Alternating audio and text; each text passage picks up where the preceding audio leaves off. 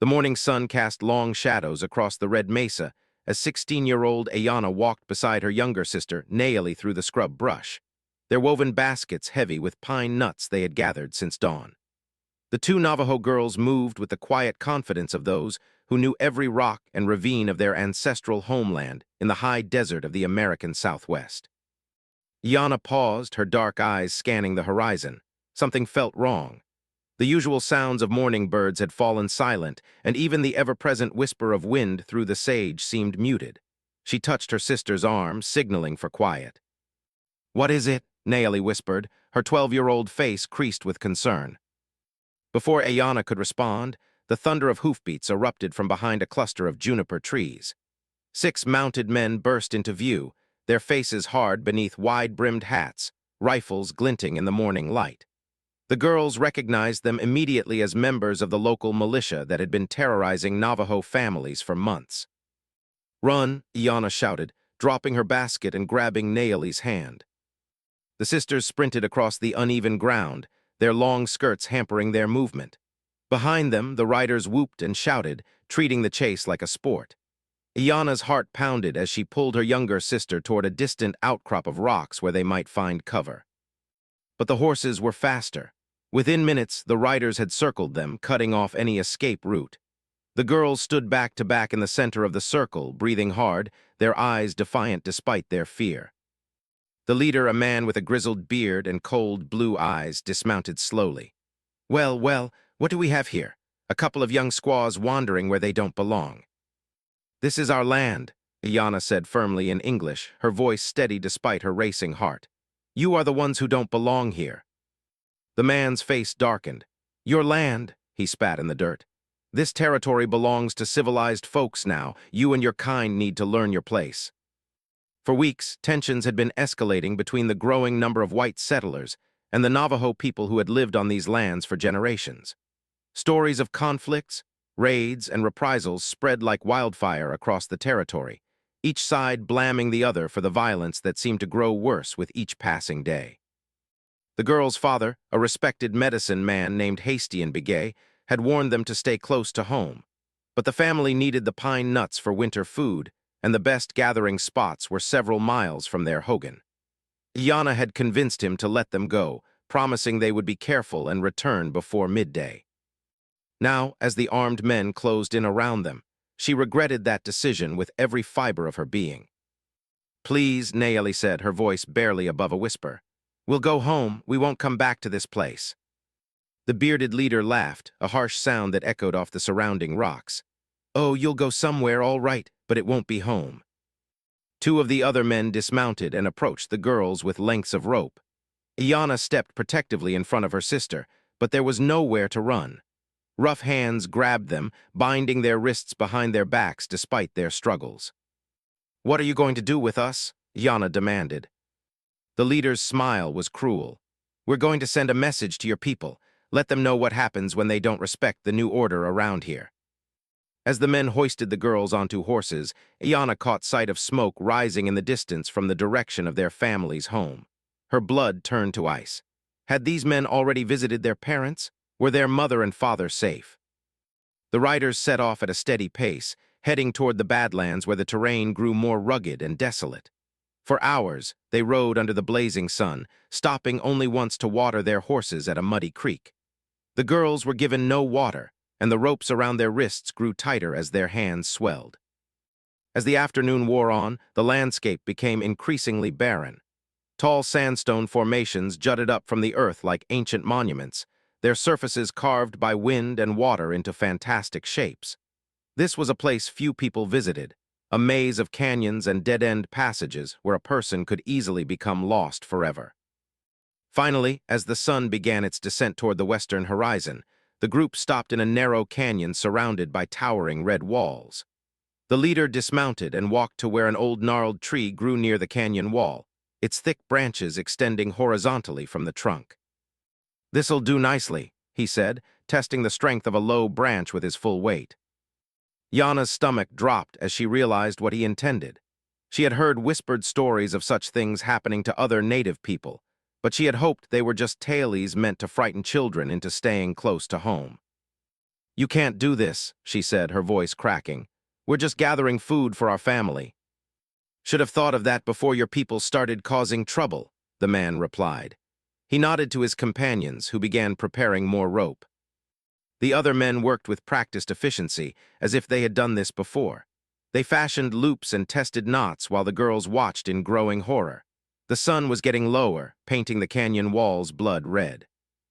"Our father will look for us," Nayeli said, tears streaming down her face. "He'll find us." "Let him try," the leader said. "Maybe he'll learn something from what he finds." As the men prepared their gruesome trap, neither the girls nor their captors noticed the lone figure watching from high above on the canyon rim. The observer had been tracking the group for hours, staying well out of sight as he followed the dust cloud kicked up by their horses. Tom Bradley was a rancher who had lived in this territory for over a decade. Unlike many of the newer arrivals, he had learned to respect the native peoples and had even traded with some of the Navajo families. He had been searching for stray cattle when he spotted the group of riders and decided to investigate. What he saw through his field glasses made his blood boil. He had served in the war and had seen plenty of violence, but this was different. This was cold-blooded murder disguised as frontier justice. Bradley checked his rifle and began looking for a way down into the canyon. The walls were steep and treacherous, but he knew these lands well. There had to be a path, and he had to find it quickly. Down below, the preparations were nearly complete. The men had secured their ropes to the sturdy branch and were now approaching the girls with grim purpose. Ayanna struggled against her bonds, but the ropes only cut deeper into her wrists. "Please," she whispered, but she could see in the men's eyes that mercy was not something they carried in their hearts. The sun continued its relentless descent toward the horizon, and shadows began to fill the canyon floor. Soon, darkness would claim this desolate place, and with it, perhaps, the lives of two innocent girls whose only crime had been gathering food in the land of their ancestors. But high above on the canyon rim, Tom Bradley had found what he was looking for. A narrow game trail, barely wide enough for a man to navigate, wound its way down the canyon wall. He began his descent, moving as quickly as he dared while staying silent. Time was running out, and he knew that what happened in the next few minutes would determine whether justice or cruelty would prevail in this forgotten corner of the wilderness. The rough hemp rope burned against Ayanna's ankles as the militiamen hoisted her upside down from the gnarled branch. Blood rushed to her head, making the world swim in dizzy circles. Beside her, Nayeli's terrified sobs echoed off the canyon walls as she too was suspended by her feet. "This is how we deal with troublemakers," the bearded leader said, standing back to admire their handiwork. "Let this be a lesson to any of your people who think they can defy the natural order." Yana tried to speak, but the words came out as barely a whisper. The blood pooling in her head made thinking difficult, but she fought to stay conscious. Her sister needed her to be strong. The 6 men mounted their horses and prepared to leave the girls to their fate. As they rode away, their laughter and crude jokes faded into the distance, leaving only the sound of the wind whistling through the canyon and the sisters' labored breathing. "Yana," Nayeli gasped, her voice weak and strange from hanging upside down. "I'm scared." "Stay with me, little sister," Yana replied, though her own voice was growing faint. "Think about home, think about mother's stories and father's songs." The late afternoon sun beat down mercilessly on the canyon floor, but as evening approached, the temperature began to drop rapidly.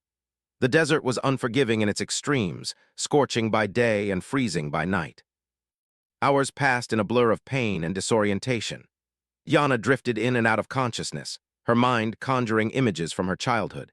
She remembered her grandmother teaching her to weave, her patient hands guiding small fingers as they worked colored wool into intricate patterns. She thought of harvest ceremonies and the smell of roasting corn, of winter nights spent listening to the elders tell stories of the holy people who had shaped the world. "Are we going to die here?" Nayeli whispered during one of Ayana's lucid moments. The older girl wanted to offer reassurance, but honesty seemed more important now. "I don't know," she admitted.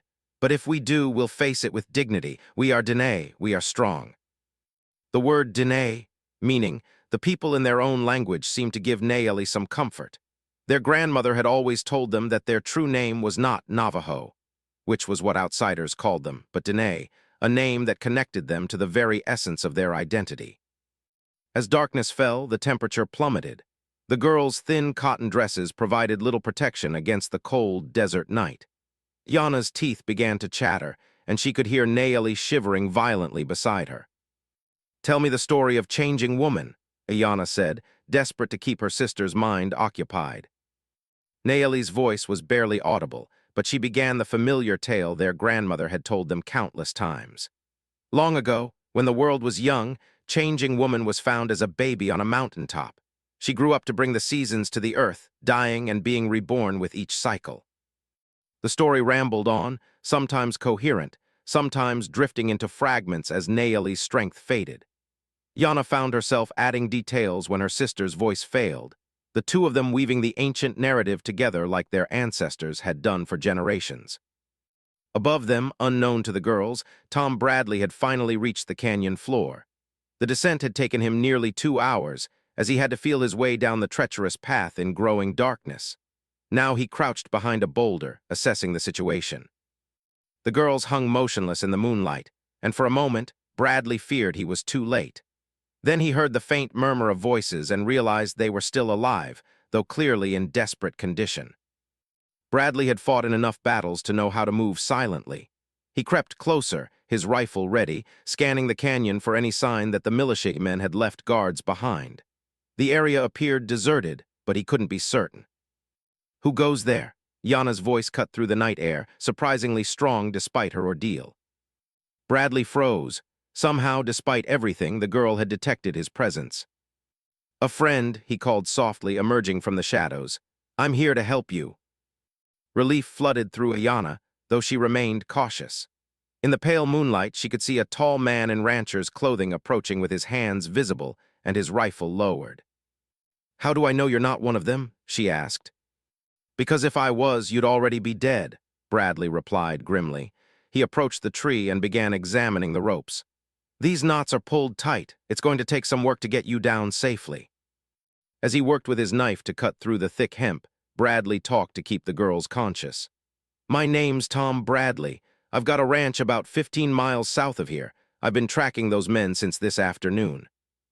"Why?" Iana asked, though speaking was becoming increasingly difficult.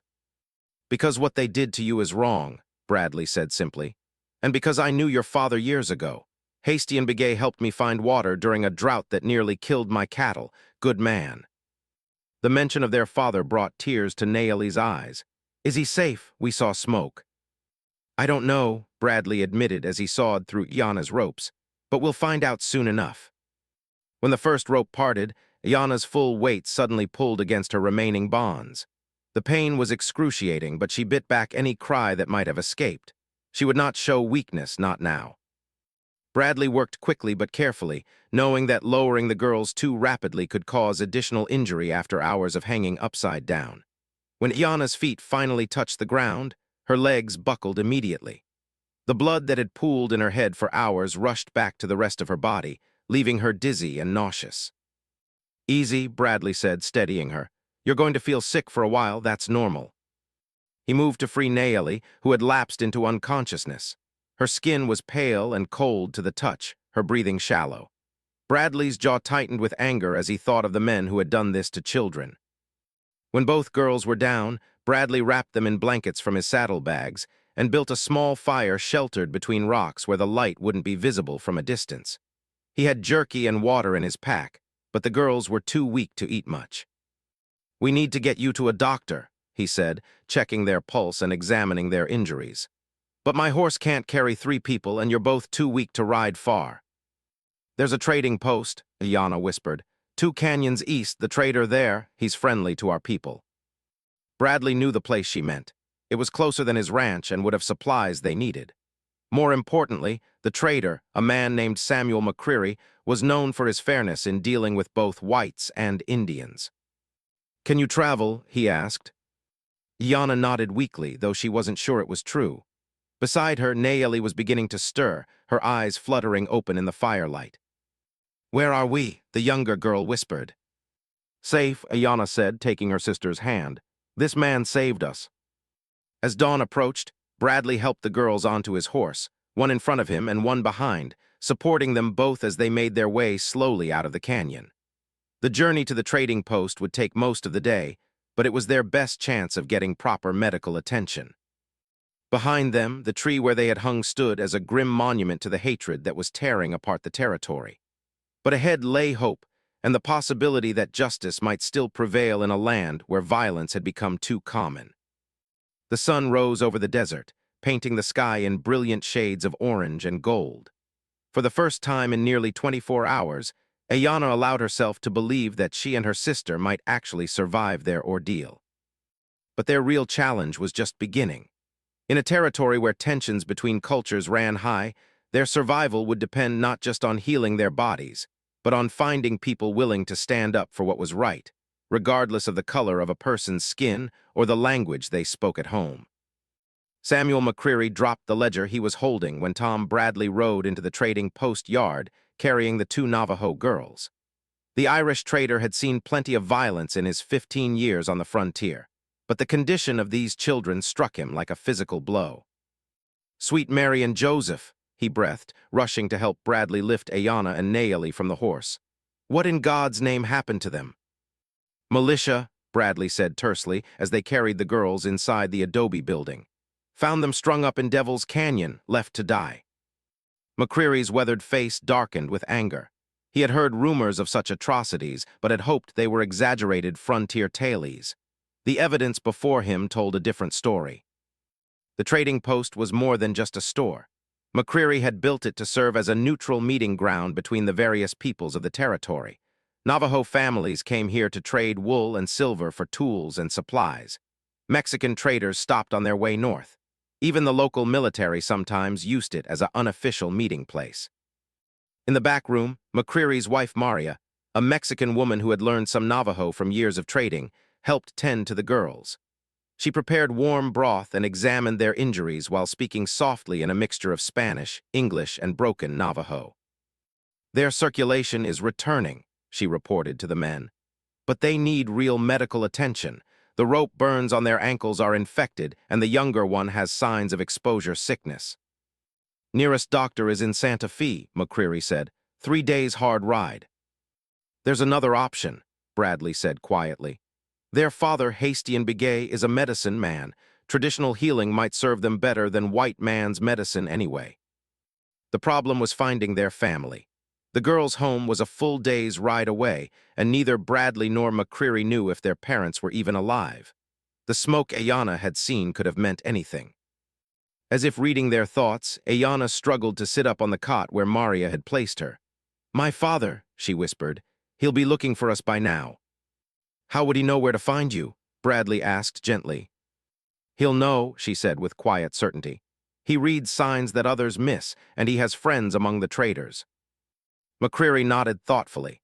He knew the network of communication that existed among the native peoples of the region. Information traveled along invisible lines, passed from trading post to trading post, from family to family. If Hastian Begay was indeed searching for his daughters, word would reach him. "I'll send runners," McCreary decided. "Spread the word that the girls are here and safe." While they waited, the story of what had happened began to spread through other channels as well. By afternoon, a small group of local ranchers had gathered at the trading post, having heard rumors of the incident. Their reactions varied dramatically. Some, like Bradley, were outraged by the militia's actions. Others seemed to view the attempted murder as an unfortunate, but perhaps necessary part of maintaining order on the frontier. "Those militia boys were probably just trying to send a message," said a rancher named Pike. "Things have been getting out of hand around here. Someone needs to keep the Indians in line."